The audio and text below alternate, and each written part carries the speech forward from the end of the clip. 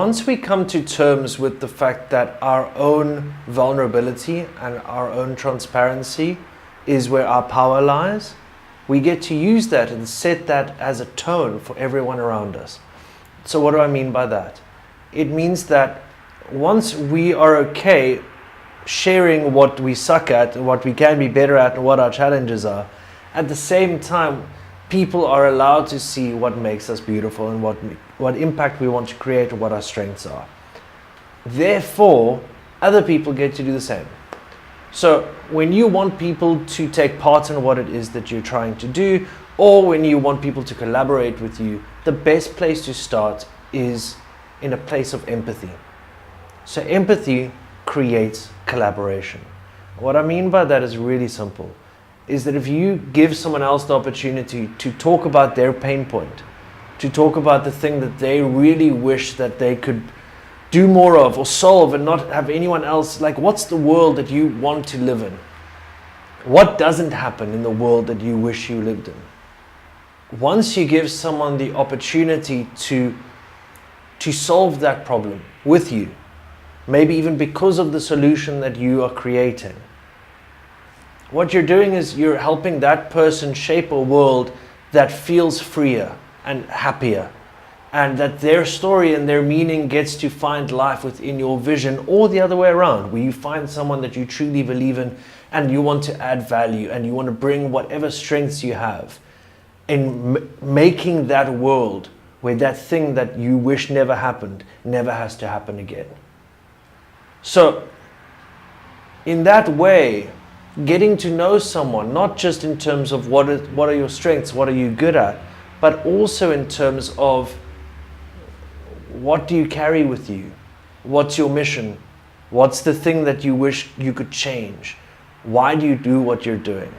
Once you understand that, that's the beginning of a true friendship. That's the beginning of understanding what the other person has to lose if this doesn't work out. Not in terms of, oh, well, my money and my security and safety may be very unlikely, but maybe safety.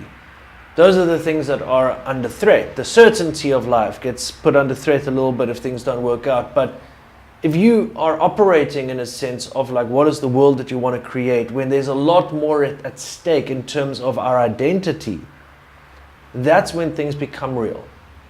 That's when teams become incredibly vivid and versatile and dynamic and vital to each other, because what's at stake, the mission, becomes so important.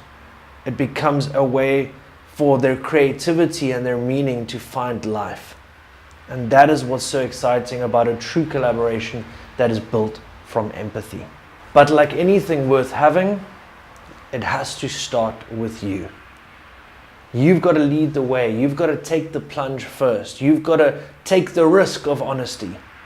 Because there is, in the world that we live in today, let's not pretend just because I'm speaking to you in a way that makes everything okay. Because, hey, with me it is okay, but the world, not always.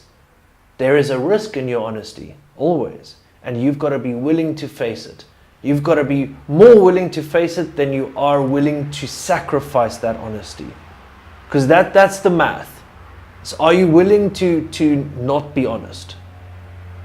Because if you are, then it's going to be easy for you to make that white lie or pretend or whatever it is that people do.